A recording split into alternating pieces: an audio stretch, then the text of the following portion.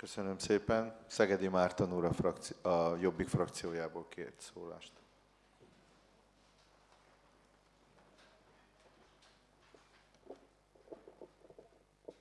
Tisztelt polgármester úr, tisztelt képviselőtársaim! Ezúton is szeretném a szocialista képviselőtársaimnak megköszönni ezt a sót, amit itt rendeztek, és ezt a vergődést, amit láthattunk. Úgy érzem, hogy a tisztelt tévénézőknek is ez a hosszú és unalmasnak tűnő közgyűlés egy nagyon derűs pontja volt. És pedig engedjék meg, hogy egy kicsit a napirendi ponthoz szóljak.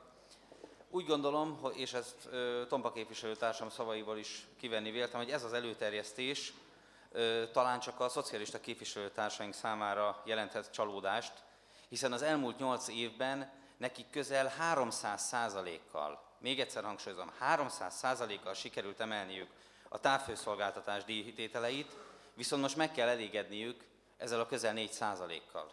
Én megértem a csalódottságot. Az alapdíjtételek, valamint a hődíjak, illetve a vízfelmelegítési díjak emelését figyelembe véve ez a szám jött ki.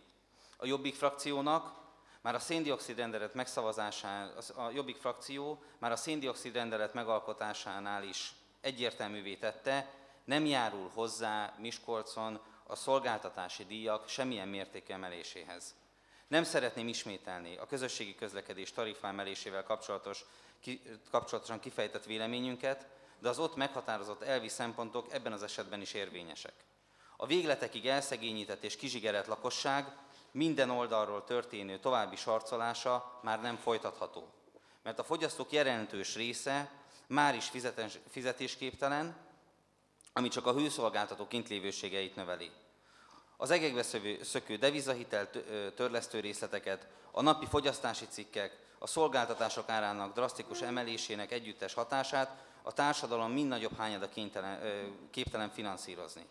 A kizárólag erre építő politika egésze rövid távon bukásra van ítélve. Ezért a Jobbik frakció nevében kérem tisztelt képviselőtársaimat és kérem a tisztelt közgyűlést, hogy az áremelést ne fogadjuk el. Köszönöm szépen.